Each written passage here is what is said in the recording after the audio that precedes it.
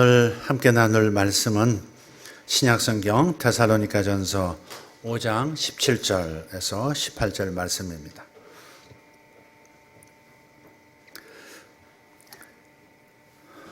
같이 봉독합니다. 쉬지 말고 기도하라. 범사에 감사하라. 이것이 그리스도 예수 안에서 너희를 향하신 하나님의 뜻이니라. 한 번 더 읽을까요? 쉬지 말고 기도하라. 범사에 감사하라. 이것이 그리스도 예수 안에서 너희를 향하신 하나님의 뜻이니라. 지난 금요일 설교 제목이 사소한 것을 위한 기도였습니다. 사소한 것을 위한 기도.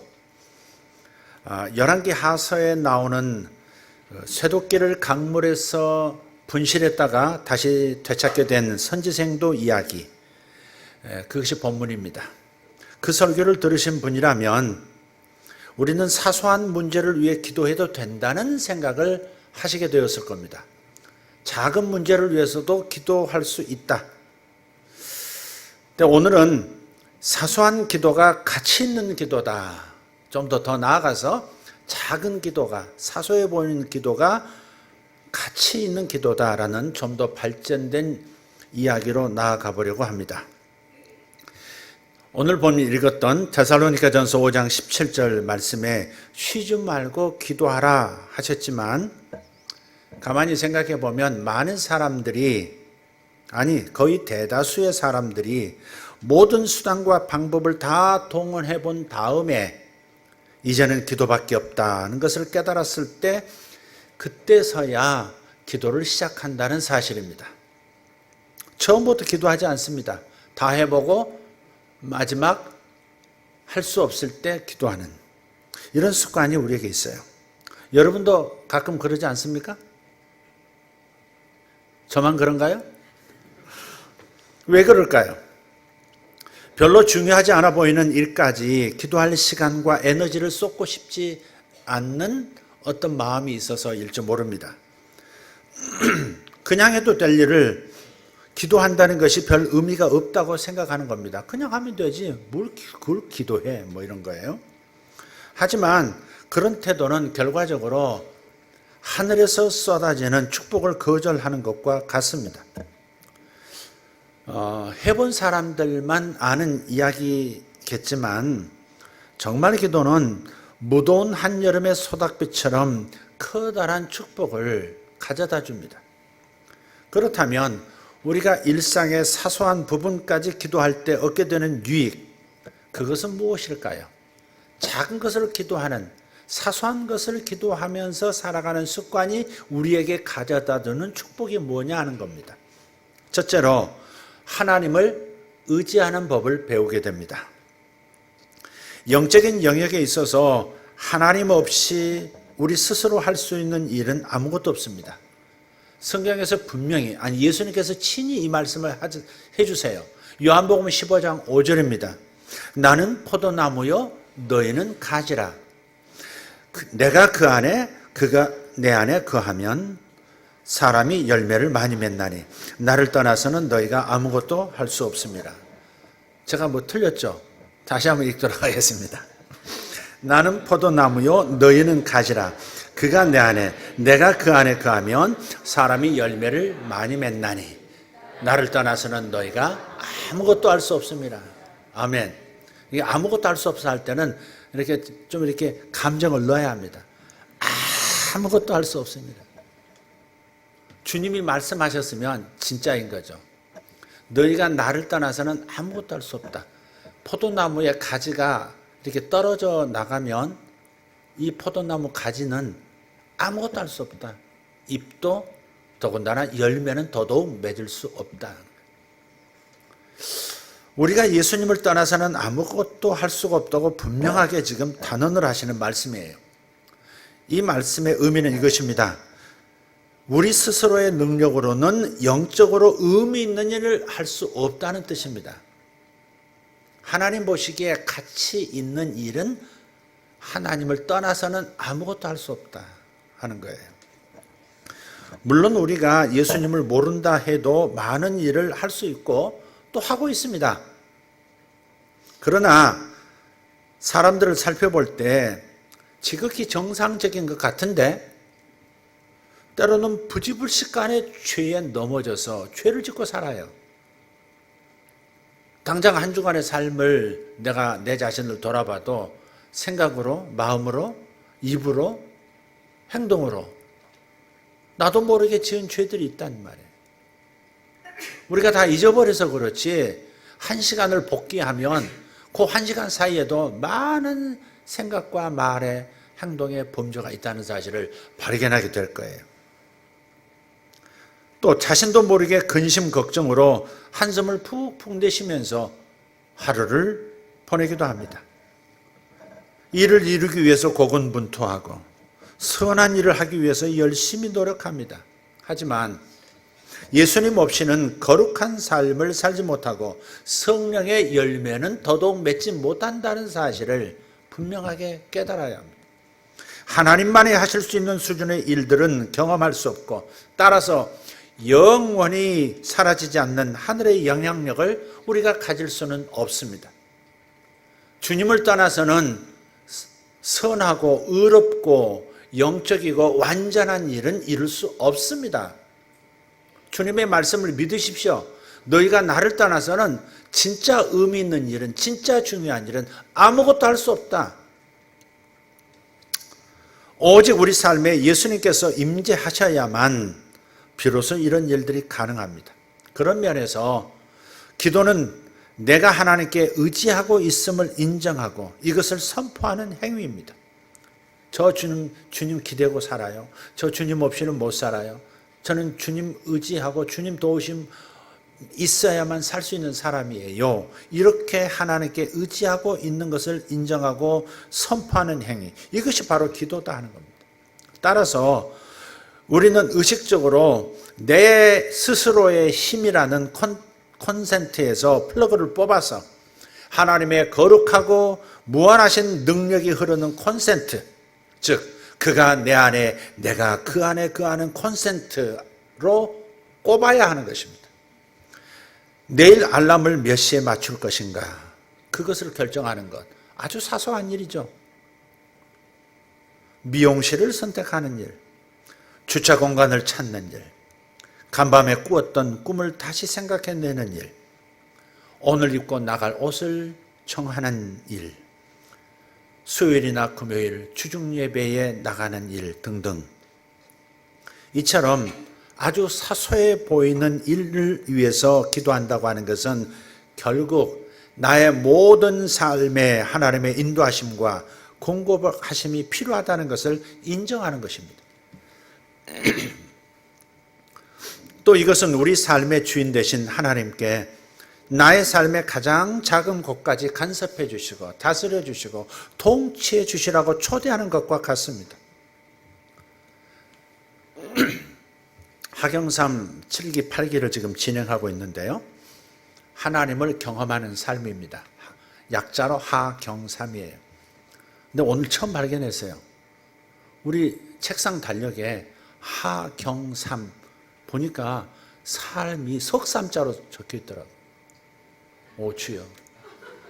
지금 10개월이 다 가도록 글자가 틀렸다는 것을 제가 처음 오늘 발견했어요. 하경삼. 담임 목사가 틀리게 뭘 적어줬는지 과정에서 잘못됐는지 모르지만 하여간 성도들의 인내심, 이렇게 이해해 주심 대단합니다. 한 사람도 이렇게 저한테 그걸 지적하는 사람이 없었어요. 가서 보기 되라. 띄어쓰기 해야 할 곳에 띄어쓰기를 안 한 저것도 아무도 얘기를 안 하는 겁니다.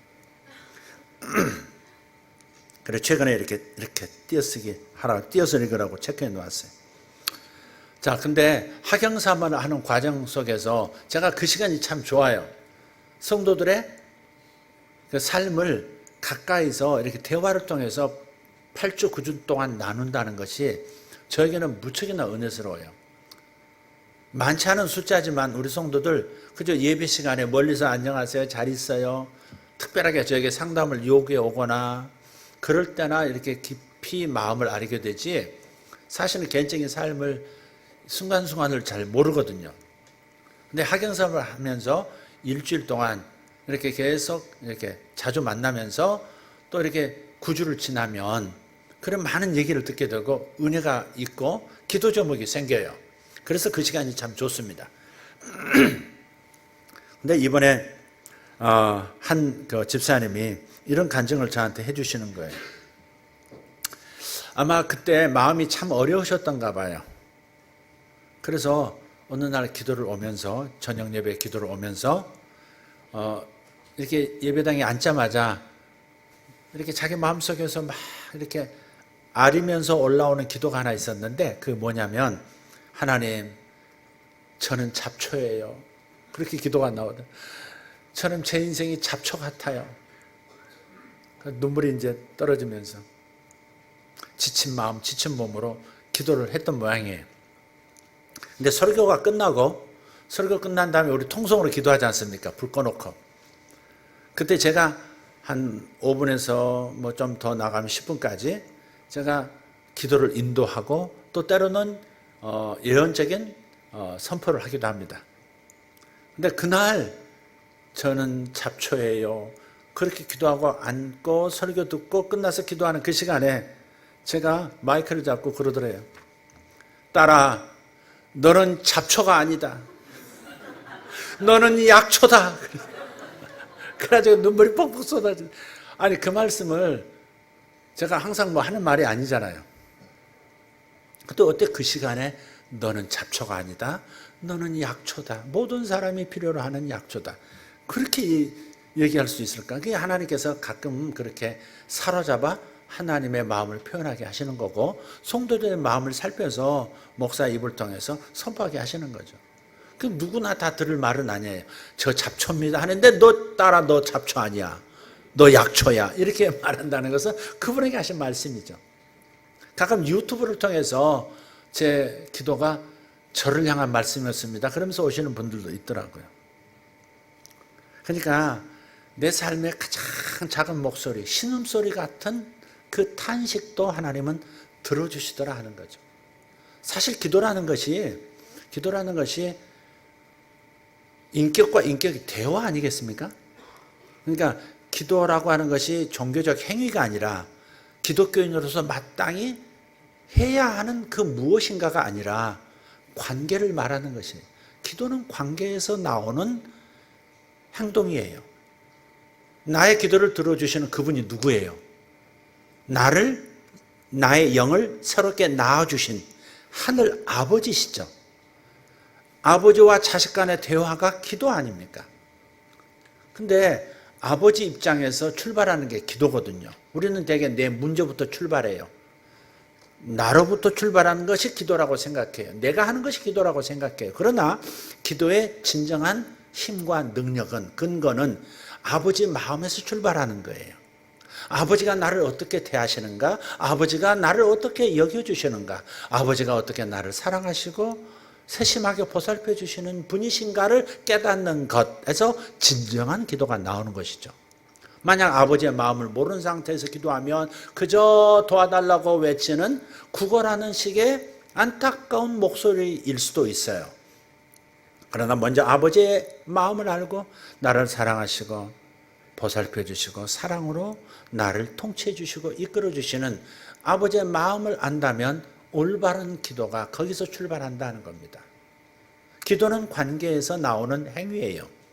제가 지난 시간에도 잠깐 말씀드렸습니다만 오늘 아침에도 준이가 손에 꽉 쥐고 왔더라고요. 자동차 마니아예요. 얘가. 자동차가 걔에게는 마약이에요. 마약. 자동차 마약. 그래서 손에서 떼놓을 수가 없는 거예요.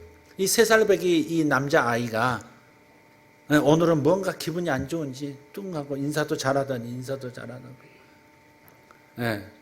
기도만 받고 싹 돌아서 가더라고. 인사라도 인사하기 싫다고 가더라고. 근데 자동차 1,000원짜리, 2,000원짜리, 3,000원짜리가 뭐가 어른 눈에 귀해요? 그게 뭐 눈길이나 갑니까 그게? 장성한 사람에게는 아무 의미 없는 거예요. 그러나 내 자식이 관심을 갖는 거라면 내 자식이 뭔가 잃어버려서 내 자식이 뭔가 마음에 들지 않아서 근심하고 있고 걱정하는 거라면 아버지에게는 중요한 거예요. 아들이 자동차를 좋아한다는 것이 그 아비의 마음에, 그 어미의 마음에는 굉장히 사랑스러운, 절대적으로 중요한 일이 되는 거죠. 따라서 내가 생각에 이건 하나님 보시기에 작은 기도야, 하나님 보시기에 이렇게 작은 사소한 일을 하나님께 아뢰는 것은 너무 죄송해, 이건 너무 이기적인 거야, 이렇게 생각할 필요가 없다는 거예요. 아버지의 마음에서 출발한 기도가 돼야 돼요. 우리 아버지의 마음에는, 사랑하는, 나를 사랑하시는 하나님 아버지의 마음에는 내가 지금 걱정하고 있는 일이 결코 적은 일이 아닌 거예요. 내가 갖고 싶어하는 그것이 절대 그분의 마음을 움직일 수 없는 그런 문제가 아닌 거예요. 아무리 사소해 보이고 아무리 작아 보여도 나의 아버지에게는 당신 자식의 문제니까, 당신 자식의 소원이니까 소중할 수밖에 없다. 그러니 사소한 기도, 작은 기도 넘치도록 해도 그분은 기뻐하신다. 이 정도 얘기하면 아멘이 나와야 되는데, 그래서 사소한 기도는 삶의 모든 영역에 있어서 예수님께 의지하는 법을 배우게 되는 겁니다. 자, 두 번째, 우리가 사소한 기도를 하는 것을 통해서 얻는 유익. 두 번째는 하나님의 임재를 누리게 된다는 겁니다. 하나님의 함께 하심을 경험하게 돼요. 기도의 가장 큰 장점은 응답이 아닙니다. 기도하는 당사자 입장에서 먼저는 이 기도 꼭 응답돼야 돼, 안 그러면 큰일 나, 이런 마음에서 기도 응답을 기대하고 기도를 시작하지만, 기도의 가장 큰 장점은 응답이 아니라 하나님과 그 시간에 함께하는 기쁨을 누리게 된다는 것, 이것이 가장 큰 장점인 거죠. 그래서 기도는 기도 그 자체로 목적이 될 수 있습니다. 응답이 없어도, 하나님 답이 없는 것 같아도, 현실이 변화되지 않는 것 같아도 기도는 그 자체가 나의 목적이 될 수 있어요. 우리는 기도하는 순간에 거룩하신 하나님의 임재를 경험하기 때문에 그렇습니다. 그리고 하나님의 임재를 경험하게 되면 기도하는 이유 그 자체는 자연히 뒤로 물러서 부차적인 것이 되고, 하나님이 주실 축복보다 하나님 그분의 임재를 더 사모하게 되는 겁니다.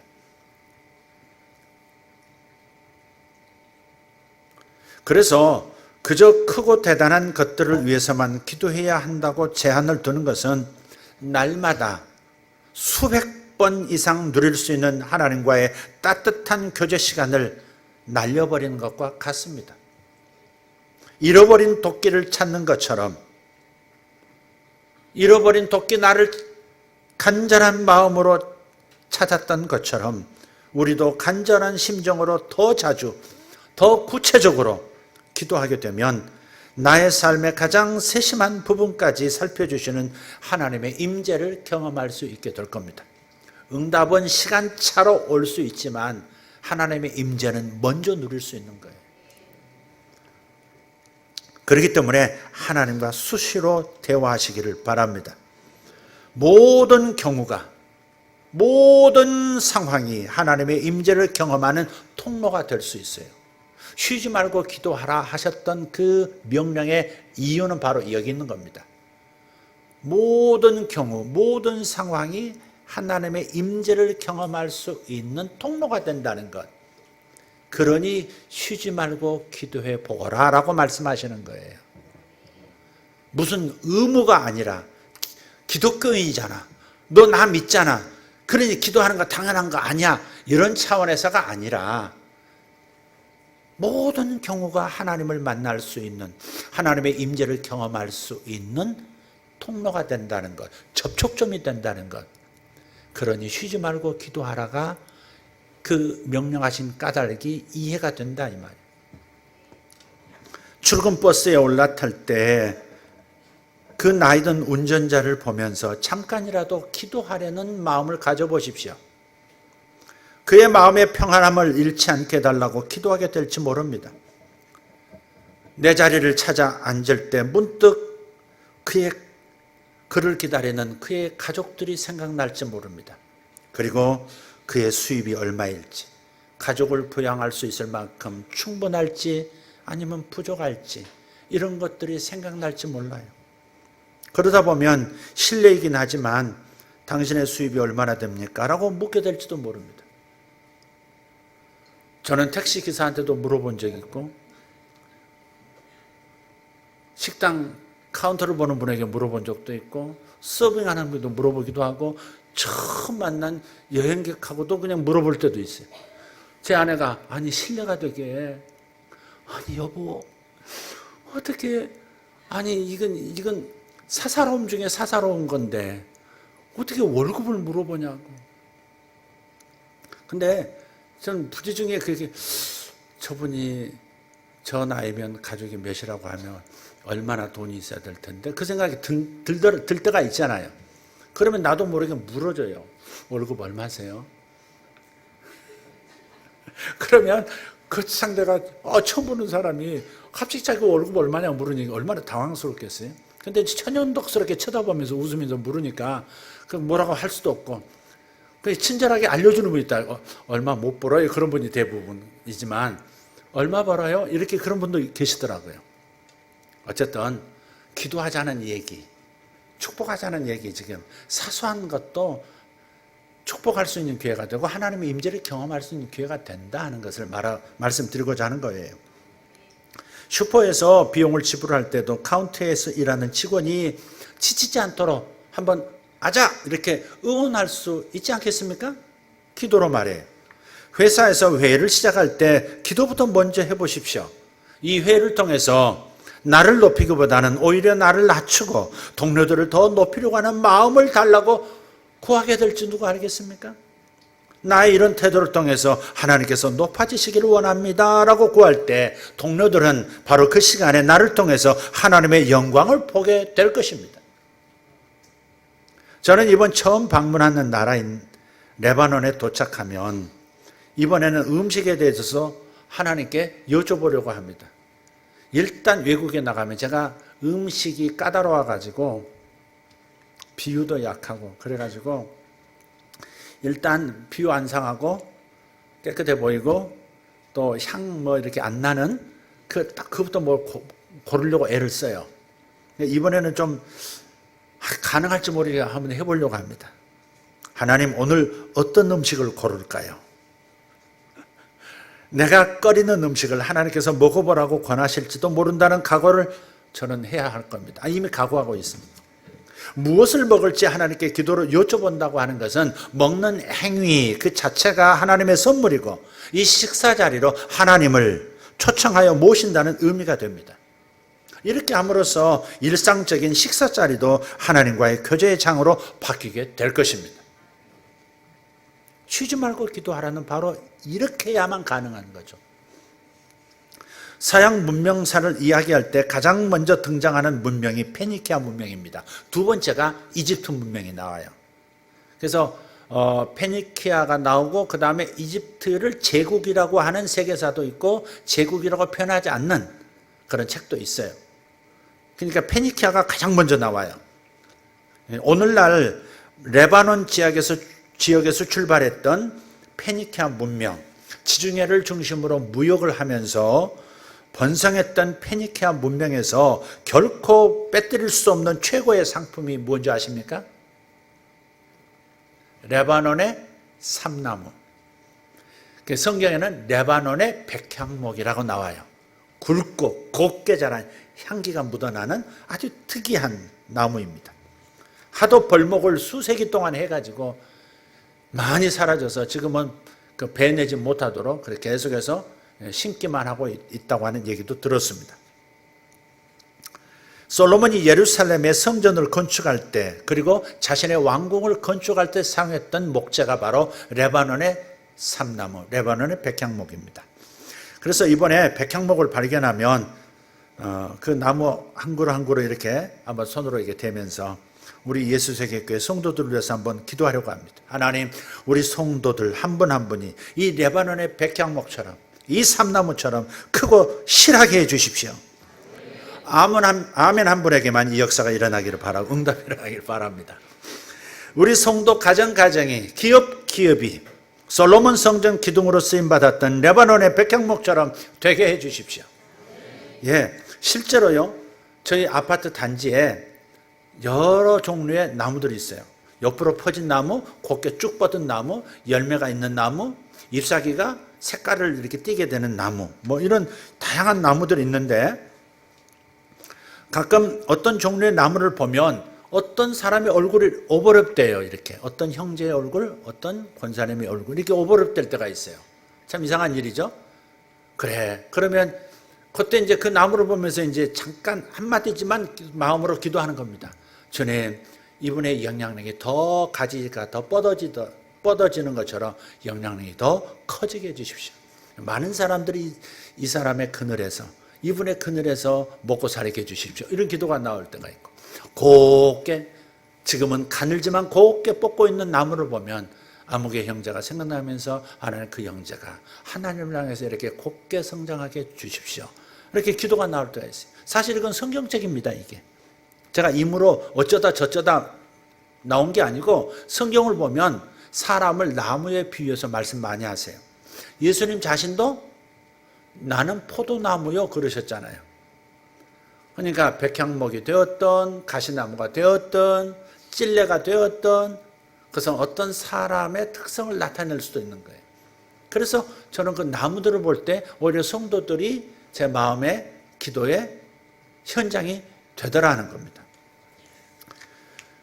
이러니까 굉장히 기도 많이 하는 사람 같습니다. 요르단 암만에 가도 매일 순간순간 기도하게 될 것 같아요. 이유가 있습니다. 한 2달 전입니다. 함께 갈 어떤 목사님을 만나는데, 그 전에 갑자기 마음에서 이런 그 어떤 깨달음이, 어떤 계시적인 어떤 메시지가 있었어요. 그 요르단 정보국의 최고 수장이 눈에 불을 켜고 있다는 것을 알려주셨고, 그래서 현지 선교사들에게 그 정보국의 최고 수장이 지금 어떤 사람이냐를 물었는데 최근에 바뀌었다는 거예요. 근데 이 사람이 기독교를 굉장히 미워한다는 거예요. 이슬람 국가니까 기독교에 대해서 경원시하고 그리고 예의주시하고 있는 것은 알고 있지만, 그러나 이 정보부 수장은 유난히도 교회를 싫어한다는 거예요. 그래서 함께 가는 그 목사님에게도 말씀을 드렸고요. 그래서 내일 출발하는 비행기에서부터 저와 그리고 동행하는 모두를 보호해달라고 기도하게 될 것이고, 그 정보부 수장의 마음이 평안함으로 변화되도록, 그리고 호의적인 마음이 생기도록 기도할 것입니다. 제가 이 말씀을 드린 게 여러분도 그렇게 기도해달라 부탁하는 겁니다. 자국의 그 치열한 전쟁을 피해서 요르단으로 피난한 시리아 난민들은 자신의 국가를 떠나서 방랑의 길로 들어서면서부터 그토록 자부심으로 가득했던 마음이 낮아질대로 낮아져 있습니다. 전부 거지가 되어 있습니다. 수만 명이 국경을 넘어서 시리아의 그 폭격, 포탄으로부터 피해서 도망 나와 있단 말이에요. 난민이, 요르단 사람들을 시리아 사람들을 굉장히 우습게 알았습니다. 시리아가 굉장히 강한 나라 중에 하나였거든요. 중동에서. 지금도 작지 않은 나라예요. 성경에 보면 수리아라고 나오죠? 수리아. 그게 시리아입니다. 아람이라고도 나오죠? 그게 시리아입니다. 굉장히 오래 이어온 국가가 바로 시리아입니다. 그러니까 자부심이 대단해요. 이슬람 국가들 안에서도 자기 독특한 자부심을 가지고 있고, 시리아 국민이라는 콧대 높은 마음을 가지고 있는 사람들인데, 이게 난민이 되어가지고 요르단으로 들어오니까 요르단 사람들이 우리들을 무시하고 그럴 때는 언제고, 거지가 돼서 우리 직업도 빼앗고 우리 일자리 다 빼앗는 너희들 싫다 하면서 냉대하는 겁니다. 그래서 웬만한 집에 골목골목에 비닐을 이렇게 쳐놓고 그 아래서 5식구, 6식구 웅크리면서 벌벌 떨면서 겨울을 보내요. 그리고 낮에 따뜻해지면 구걸하러 다니고, 그런 상황입니다 지금. 그래서 중동 전쟁 때문에 중동의 영혼들에게 오히려 부흥이 일어나고 있어요. 복음을 듣기 가장 좋은 상태가 낮아질도록 낮아진 마음의 상태거든요. 사람이 언제 예수 영접해요? 사업 실패했을 때. 언제 예수 영접해요? 제대로 된 병을 앓을 때. 언제 하나님을 찾아요? 거기까지. 코가 석자일 때. 어쨌든 그럴 때 복음을 쉽게 받아들여요. 아마 여러분도 그랬을 것 같아요. 저도 그랬거든요. 뭔가 괴로움이 있을 때, 이해할 수 없는 외로움과 괴로움과 슬픔이 내 마음을 사로잡고 한없이 나를 끌고 들어갈 때, 그럴 때 복음의 빛이 환하게 비치는 거예요. 이번에 방문하면 저들을 위해서 목숨을 걸고 복음을 전하는 요르단 목회자들을 위해서 축복할 것이고 격려할 것이고 또 예언사역도 하게 될 것입니다. 사랑하는 여러분, 하나님 앞에서 나를 낮추고 사소한 일에도 기도할 수 있기를 바랍니다. 쉬지 말고 기도한다는 이 명령은 사소한 기도, 중요한 기도를 가리지 않을 때 가능한 명령이에요. 그렇잖아요. 중요한 일에만 기도한다, 큰 일에만 기도한다, 그게 어떻게 쉬지 않고 기도하게 되겠어요? 그래서 우리는 사소한 일에도 기도하고 중요한 일에도 기도하고 작은 일에도 큰 일에도 기도를 이어간다. 이럴 때 쉬지 말고 기도하라가 가능한다 이 말이죠. 그러니까 사소한 기도는 굉장히 중요한 기도의 축인 거죠.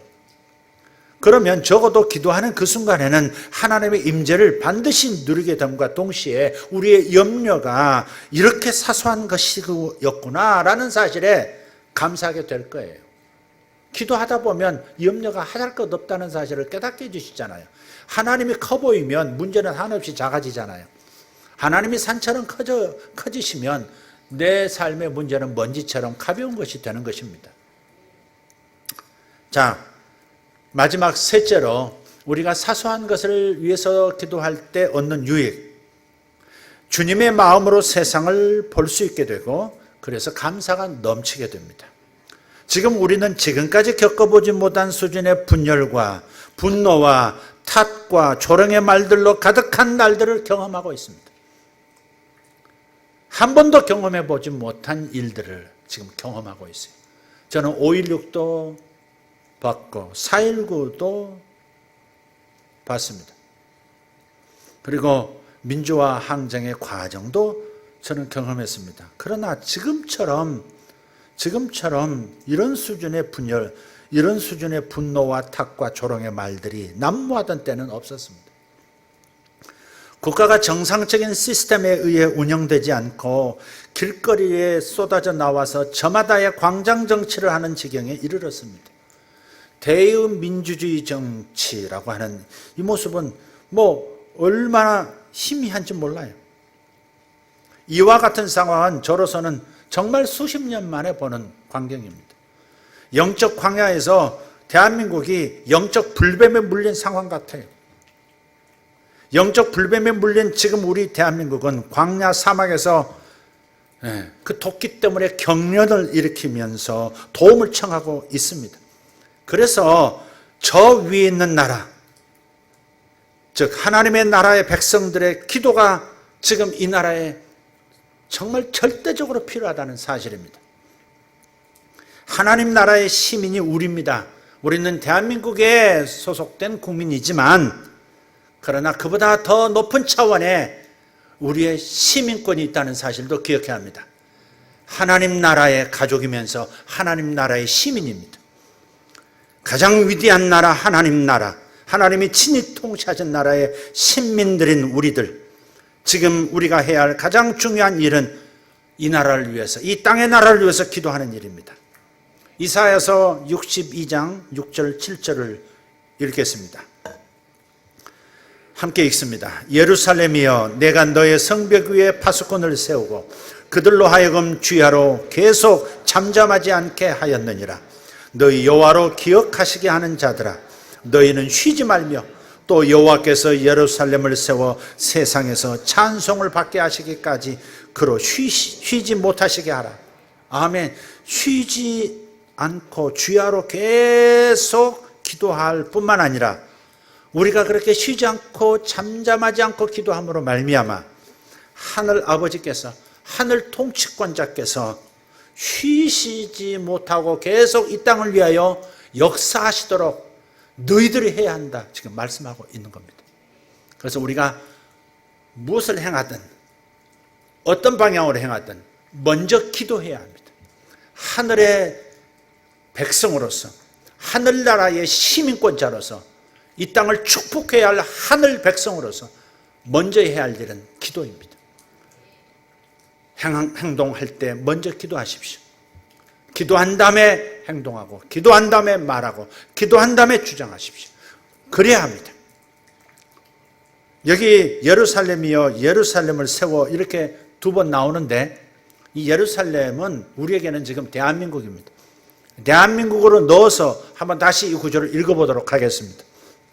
읽겠습니다. 큰 목소리로 대한민국이여 내가 너의 성벽 위에 파수꾼을 세우고 그들로 하여금 주야로 계속 잠잠하지 않게 하였느니라. 너희 여호와로 기억하시게 하는 자들아 너희는 쉬지 말며 또 여호와께서 대한민국을 세워 세상에서 찬송을 받게 하시기까지 그로 쉬지 못하시게 하라. 아멘입니까? 아멘입니까? 네, 대한민국을 위해서 우리가 파수꾼이 되어서 하늘의 파수꾼이 되어서 하늘의 순찰자의 눈을 가지고 대한민국을 위해서 기도하십시오. 여러분의 열정이 어느 방향이든 기도하시면 됩니다.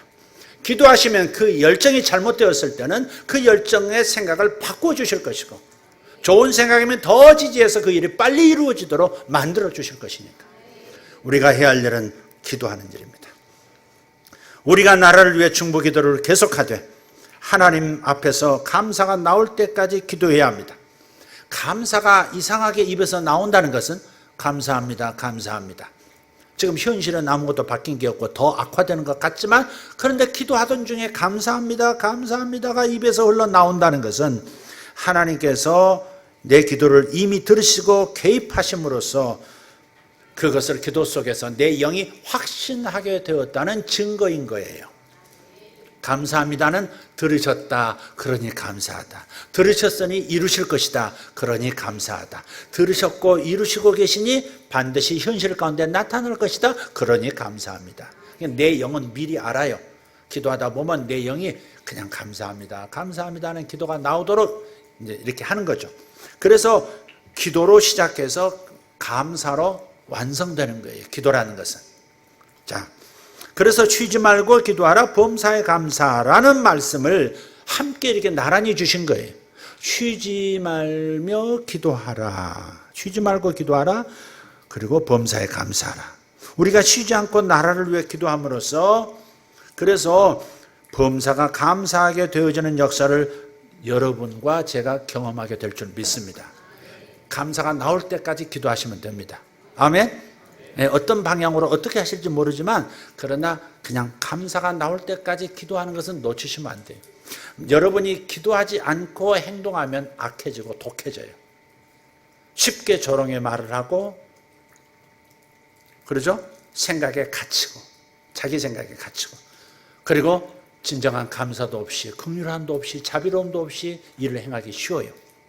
그리고 무서워지기 시작해요. 그러니까 여러분이 나라가 이럴 때는 오히려 더 많이 기도하심으로써 있을 수 있는 자신도 모르게 스며들어오고 응어리 되고 뿜어져 나오는 토끼들을 빼야 합니다. 그리고 올바른 정신으로 올바른 하나님의 의로움으로 모든 일을 이루어갈 수 있게 되는 거예요. 그래서 기도하지 않으면 그래서 감사에까지 도달하지 않으면 감사라는 빛이 없는 공간만큼 어두움, 탓과 조롱과 원망이라는 어둠이 들어오게 되어 있어요. 그래서 감사하게 되어질 때까지 기도하기를 다시 한번 부탁합니다. 사람은 사람의 일을 하고 있지만 하나님께서는 기도하는 사람들을 통해서 하나님께서 하실 일을 하실 줄 믿습니다. 할렐루야. 우리가 눈을 돌려서 세상의 다른 쪽을 보면 이 세상에는 말로 표현할 수 없을 만큼 극심한 고통과 슬픔과 외로움을 겪으며 살아가는 이들이 많습니다.